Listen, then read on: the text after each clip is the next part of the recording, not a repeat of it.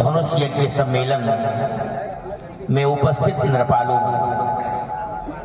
बस अब कुछ न करो, शताब्दियां बीत गईं, युग बीत गए, लेकिन मनुष्य ने कभी अपनी हार स्वीकार नहीं की। यह मनुष्य का स्वभाव होता है। मनुष्य जब पैदा हुआ, दृष्टि आगे की ओर गई, पहाड़ दिखाई पड़े, पहाड़ों को काट करके छांट करके खेत बना डाला। दृष्टि जब और आगे गई, समुद्र दिखाई पड़ा, समुद्र को अंजलि में भर करके 3 सांसों में बांध कर लिया। बड़ी उपलब्धि हासिल की है इन मनुष्यों ने, लेकिन इन उपलब्धि के विपरीत जब मैं देखता हूं कि क्या ये वही मानव हैं जिन्होंने बड़ी बड़ी उपलब्धियां हासिल की हैं, बड़े बड़े कार्य किए हैं, लेकिन आज यह मानव तो श्रीहत हो गए, अपने हृदय में हार मान करके बैठ गए। कैसे?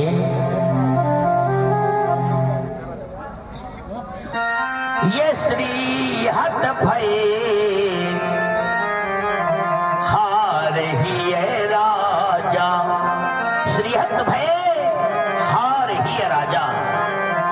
ये राजा श्रीहत हो गए, अपने हृदय में हार मान करके बैठ गए। जब श्रीहत हो गए तो इनको मिथिला में रुकने का कोई अधिकार नहीं है। ये किस कार्य के लिए आए थे? अपनी वीरता दिखाने के लिए, लेकिन राजाओं ने वीरता का कोई कार्य नहीं किया, शक्ति का कोई प्रदर्शन नहीं किया, अपने हृदय में हार मान करके बैठ गए कि ये राजा मिथिला का परित्याग कर दें, मिथिला को छोड़ दें, मिथिला से चले जाएं, इनकी कोई आवश्यकता नहीं। लेकिन इन राजाओं ने मिथिला का परित्याग नहीं किया। क्या किया? ये तो बैठे निज निज जाई समाजा, बैठे निज निज जाई समाजा, अपनी अपनी समाजों में आसीन हो गए, अपने अपने आसनों में बैठ गए। शक्ति का इतना बड़ा ह्रास, वीरों की इतनी बड़ी अवनति, वीरता का इतना बड़ा पराभव मैंने कभी कल्पना नहीं की थी। यह अधिवेशन किसी एक राष्ट्र का नहीं है, यह तो अंतरराष्ट्रीय अधिवेशन है। यहाँ पर सप्तद्वीपों के नृपालों का आगमन हुआ है। जम्बू, पृच्छ, पुष्करी, शालिमली, क्रौंच, शाक, कुश आदि द्वीपों के नृपाल यहाँ पर एकत्रित हुए हैं। शोक, महान शोक, महान शोक। ये द्वीपे द्वीपे के भूपति नाना आए,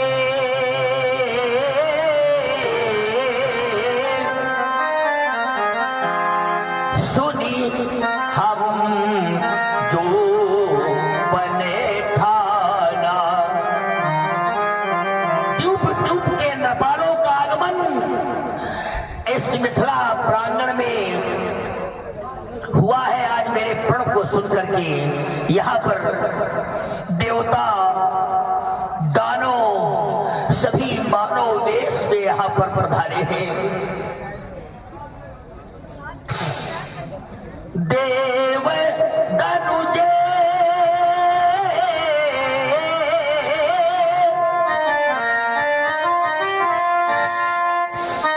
धरि मनुजे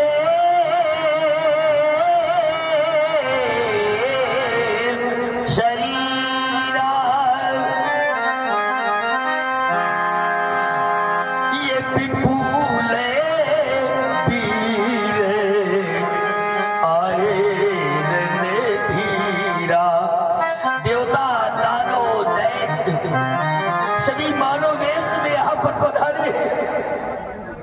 लेकिन किसी भी वीर ने आज मेरे प्रण की पूर्ति नहीं की। इन वीरों के लिए मैंने 3 महती सुविशेषताएं सुनिश्चित की है और वह विशेषताएं कौन सी है इन वीरों को बता देना चाहता हूं। हमारी विशेषताओं को सुन ले। कौन कौन सी विशेषता है? कुंवारी मनोहर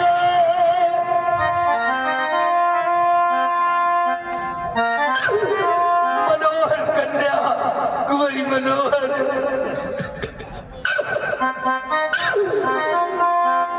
ये पहली विशेषता है। और दूसरी विशेषता है विजय, बड़ी बड़ी विजय। और वह बड़ी विजय कौन सी है? त्रिभुवन जय समेत वैदेही,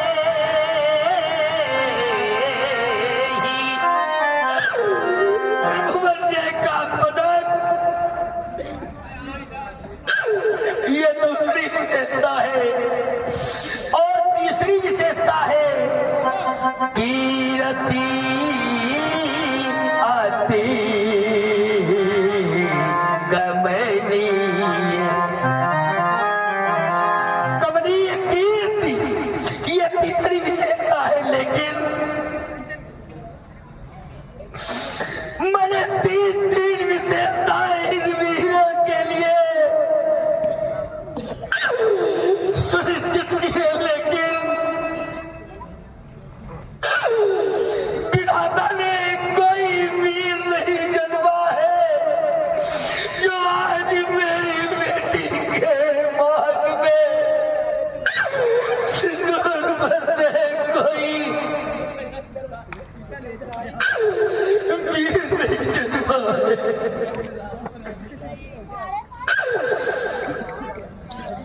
इन वीरों को हमारा यह लाभ अच्छा नहीं लगा। कहूं काही यह लाभ न भावा,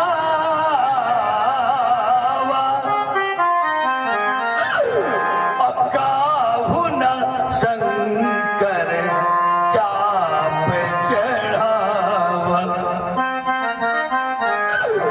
किसी को भी मेरा लाभ अच्छा नहीं लगा। अगर अच्छा नहीं लगा तो क्यों नहीं लगा? और अगर अच्छा लगा है तो भगवान शंकर के अंदर इसको किसी ने उठाया क्यों नहीं? किसी ने चढ़ाया क्यों नहीं? 2 खंडों में परिवर्तित क्यों नहीं किया? मैंने तो जाना था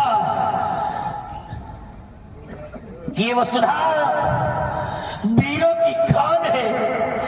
इसे वीर भोग्या वसुंधरा के नाम से जानते हैं, लेकिन इस वसुधा में कोई वीर नहीं है। ये वसुधा आज इन वीरों से निर्मूल हो गई। इन वीरों से निर्मूल हो गई। अब जानी को माथे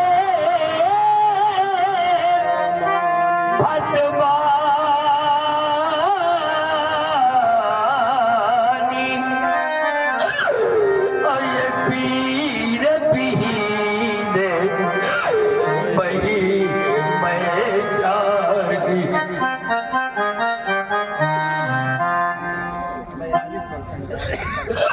इस वसुधा में कोई वीर नहीं है।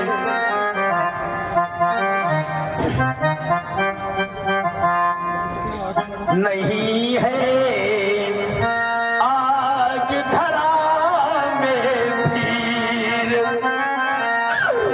नहीं है आज धरा में वीर। रो रही बेटिया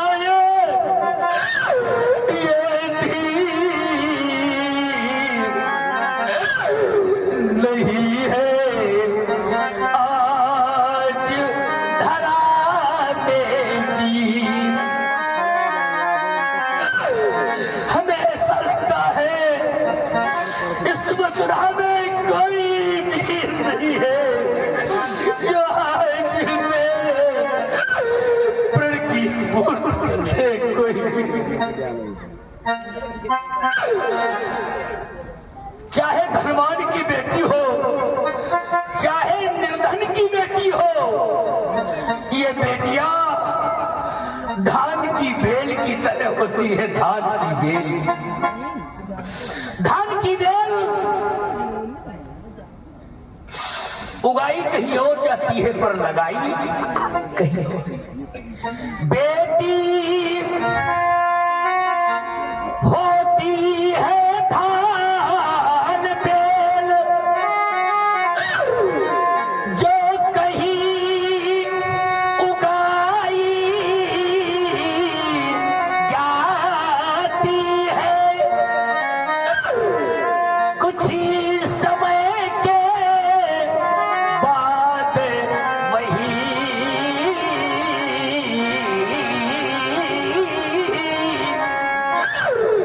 फिर कहीं लगाई जाती।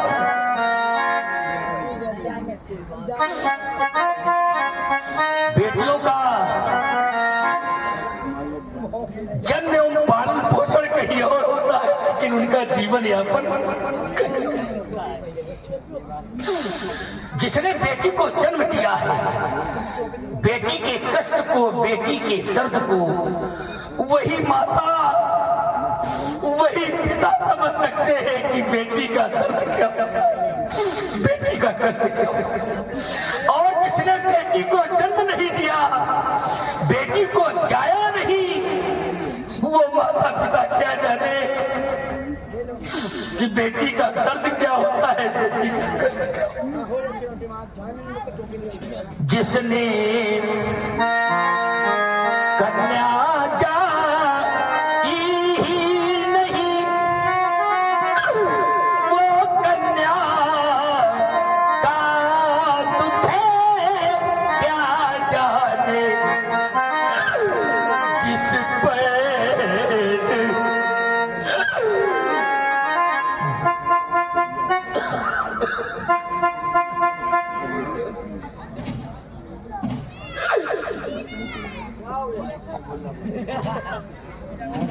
क्या बंद हो जाते हो मोबाइल में।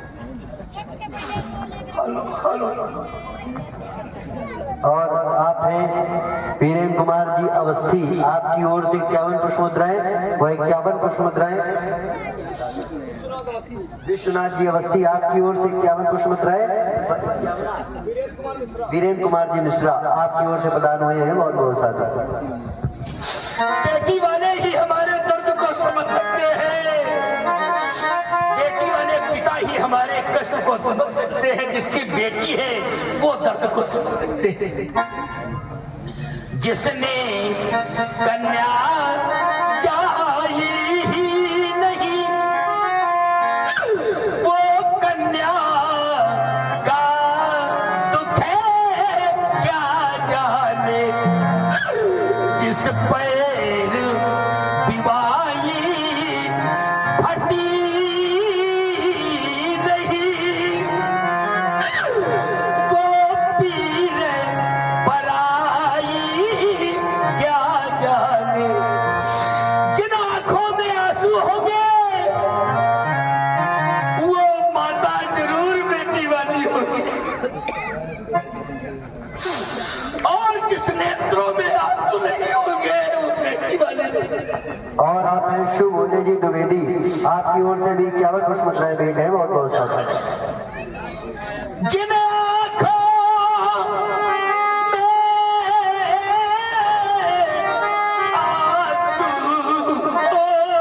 होंगे वो माँ बेटी वाली होगी। जो माता यहाँ रो रही है,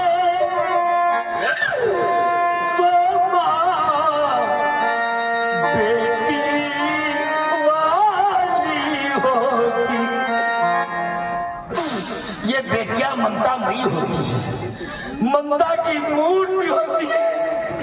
इन बेटियों के हृदय में ममता कूट कूट के भरी होती है। जब कोई गरीब पिता अपनी बेटी का प्राण ग्रहण संस्कार करने जाते हैं, ये बेटियां कभी नहीं पूछती है, पिताजी आप मुझे कहां भेज रहे हैं? माता जी आपने मुझे जन्म दिया है, पालन पोषण किया है, आज मुझे अपने से अलग कर रही है, मुझे कहां भेज रही है? बेटी ममता की मूर्ति बनी, जहां कहो चल देती है,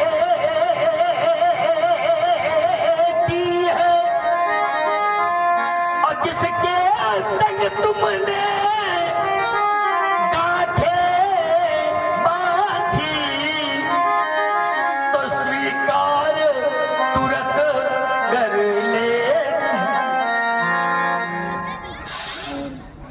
संसार का हर माता पिता अपनी बेटी को सब कुछ देने के बाद भी उसके हृदय में संतोष नहीं होता। वो यही सोचते हैं, चाहे जो भी पर्व हो, माता पिता सोचते हैं कि मैं अपनी बेटी को क्या न भेज दूं, क्या न दे दूं। बेटी को सब कुछ भी दे दो, फिर भी संतोष नहीं होता।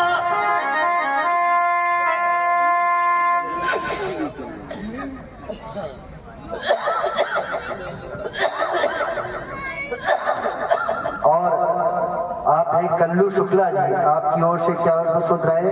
व के मिश्रा जी, आपकी ओर से 51 पुष्पमुद्राएं। व 51 पुष्पमुद्राएं गुरु प्रसाद शुक्ला जी, आपकी ओर से भेंट है, बहुत बहुत साधुवाद।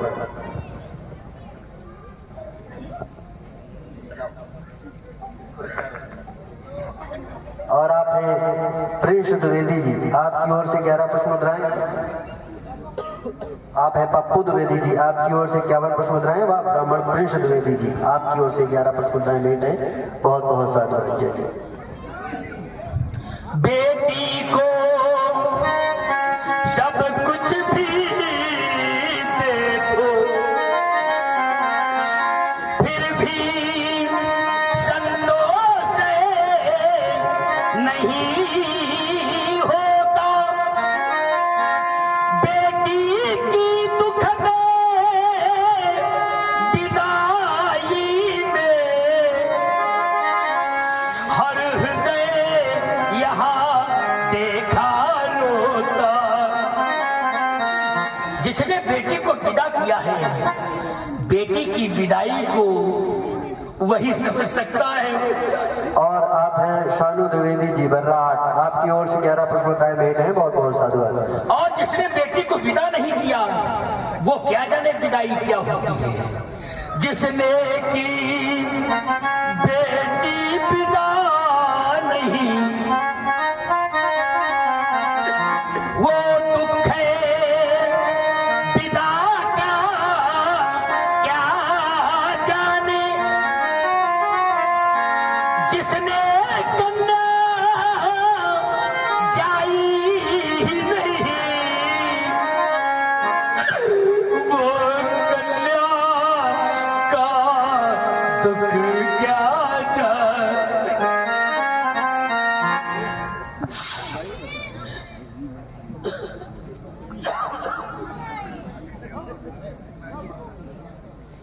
और आप हैं राजेंद्र कुमार जी पांडे बर्राट, आपकी ओर से ये 101 श्रद्धा सफल सादर भेंट है, बहुत बहुत साधुवाद। बेटी वालों से मेरी एक प्रार्थना है, मेरी प्रार्थना को स्वीकार करें। सबसे अधिक पिता को चाहने वाली अगर कोई है तो बेटी है। विचार करके देख लेना। अगर पिता कहीं से थक करके आया है, परिश्रम करके आया है, उसे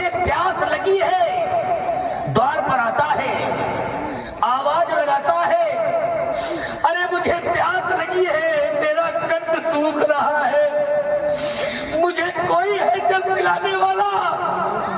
वहां बेटा भी बैठा है, लेकिन सबसे पहले बेटी ही जल लेकर के आती है और पिता के कंठ को सींचती, पिता को जल। बेटा और ये पिता भी अपनी बेटी को सबसे अधिक चाहने वाले होते हैं। अगर ये बेटियां पिता को चाहती हैं तो पिता भी अपनी बेटियों को चाहते हैं। बेटा भाई जगत में सब स्वार्थ है के मीत, लेकिन बेटी पिता से करती सच्ची प्रीत। सच्ची प्रीत अगर करने वाली है कोई तो बेटी है। लेकिन मेरे प्यारे मित्रों, विचार करें, आज बेटियों का कोई सम्मान नहीं है, बेटियों का कोई अधिकार नहीं है। अधिकार किसका है? बेटों का। अधिकार किसे मिल रहा है? सम्मान किसे मिल रहा है? बेटों को। विचार करें, जिसके कोई संतान नहीं है वो मंदिरों में जाते हैं, घंटे बजाते हैं, वहां भी परमात्मा के द्वार पर अर्जी लगाते हैं और क्या कहते हैं?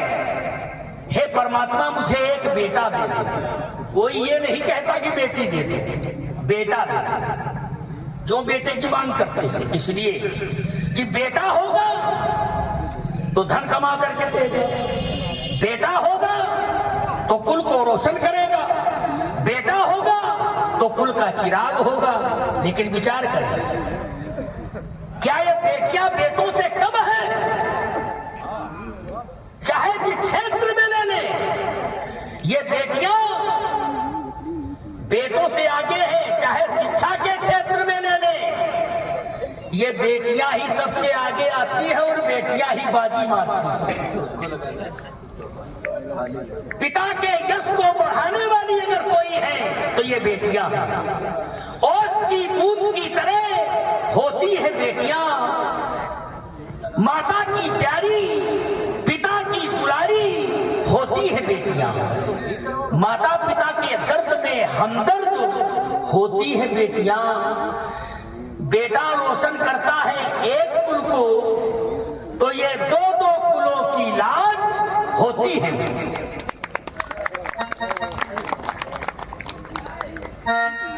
फिर भी समाज में बेटियों का कोई सम्मान नहीं है। विचार करें, दो कुलों को कैसे काटती है।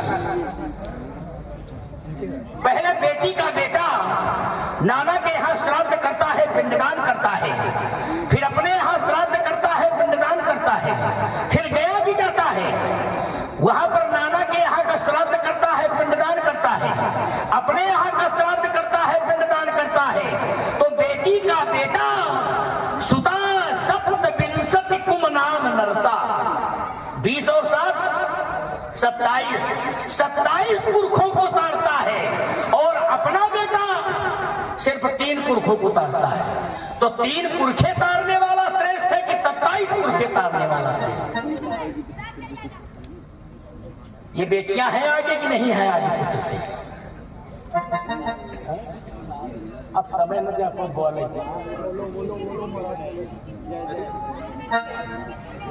हम लोगों को अगर कुछ ये अच्छे लोग हैं, अगर इनको कुछ सुनाएंगे नहीं तो क्या जानेंगे कौन आया था क्या कहेंगे।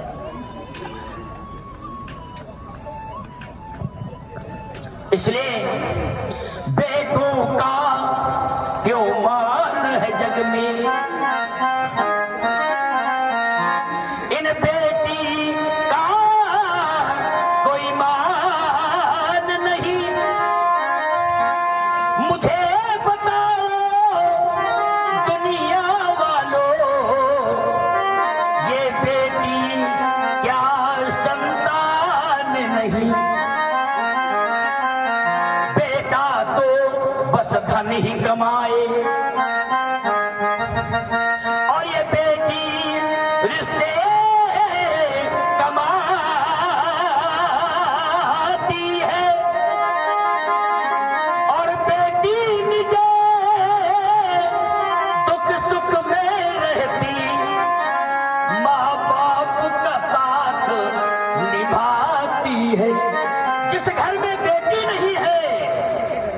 उन घर वालों से पूछो जिस घर में बेटी ही नहीं, उस घर का कोई मान नहीं। मुझे बताओ दुनिया वालों, ये बेटी क्या संतान नहीं? एक प्रार्थना और है हमारी, इन बेटियों के साथ में बड़ा अत्याचार हो रहा है। ये बेटियां सताई जा रही हैं, ये बेटियां मारी जा रही हैं, ये बेटियां जलाई जा रही हैं। बेटी वालों से प्रार्थना है इन बेटियों पर कोई अत्याचार न हो पावे, इन बेटियों को कोई मारने न पावे, इन बेटियों को कोई सताने न पावे। आपके करो को मैं ये दायित्व सौंप रहा हूं, इन बेटियों के ऊपर कोई अत्याचार न होने पावे। जब गरीब पिता अपनी बेटी का पाण ग्रहण संस्कार करने जाते हैं और वो धन के लालची लोग जब धन की मांग करते हैं और ये गरीब पिता धन नहीं दे पाते, तो फिर इन बेटियों को कमाते हैं, इन बेटियों को मारते हैं, इन बेटियों को प्रताड़ित करते हैं।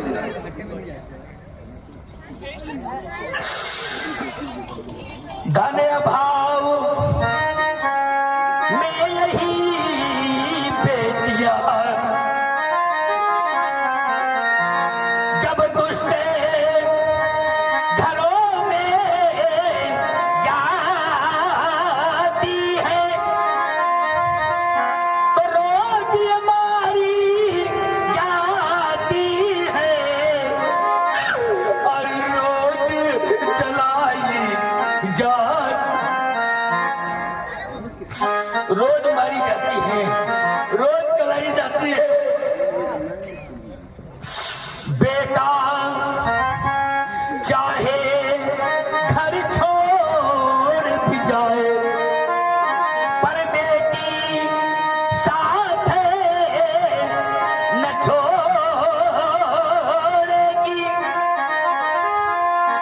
बाबुल का घर ना छोड़े, हर घर से नाता जोड़ेगी। जिसकी बेटी है वो बड़ा भाग्यशाली है, जिसके बेटी है वो बड़ा भाग्यशाली है। उसे एक ऐसा अवसर प्राप्त होता है, कौन सा अवसर? कन्यादान का अवसर। और जिसने कन्यादान नहीं किया, चाहे जितने कर्म कर ले, चाहे जितने धर्म कर ले, लेकिन अगर कन्यादान नहीं किया तो सब कुछ देगा। मिल जाते इस विश्व में कर्म और धर्म हजार, लेकिन कन्या दान जगे मिले न बारम, बार बार नहीं प्राप्त होता है। वो भाग्यशाली है जिसे प्राप्त होता है। इसलिए बेटा क्या लेकर आया है और बेटी क्या नहीं लाई है। बिन बेटी के सूनी सूनी हर भाई की कलाई है। वर्ष में एक पर्व आता है रक्षाबंधन का।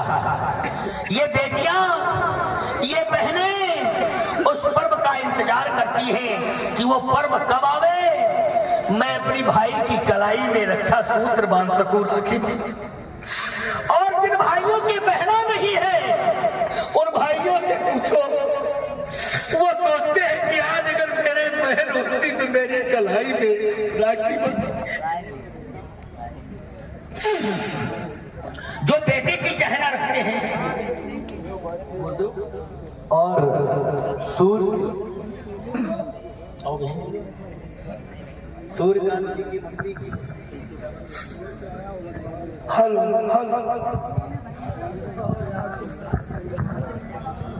किसी के यहाँ बेटी, सब थोड़ी बात समझ लें आप, किसी के यहाँ बेटी का जन्म होता है, बेटी और बेटी में तुलना क्या? अरे भैया, अरे भाई जी,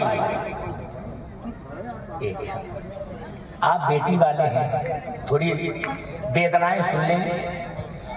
जब किसी के यहाँ बेटी का जन्म होता है तो अगल बगल के लोग कहते हैं भैया लक्ष्मी आई है, लक्ष्मी। और अगर बेटे का जन्म होता है, किसी के मुख से सुना है आपने कि नारायण आए हैं? नहीं सुना होगा। बेटी लक्ष्मी का रूप है, बेटी देवी का रूप है। और जो बेटे की चाहना रखते हैं उनके लिए हम कह रहे हैं क्या? जिन बेटों के जन्म में आपने उत्सव मनाया है, आपने बाजे बजवाए हैं, वही बेटा जब बड़ा हो जाता है तो जानते हो क्या करता है? माता पिता के बाजा बजाता है और बज रहे। इसलिए बेटी और बेटा में कोई अंतर नहीं है, कभी अंतर समझना भी नहीं। बेटी और बेटा में समानता है। जैसे आप बेटों को प्राथमिकता दे रहे हैं, वैसे बेटी को भी प्राथमिकता दें। बेटी और बेटों में कोई अंतर नहीं है। कैसे? बेटी बेटा एक बराबर, बड़ा न कोई,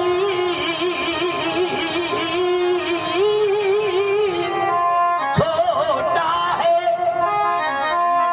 फर्क जो समझे इन दोनों में तो वो नियत का खोटा है।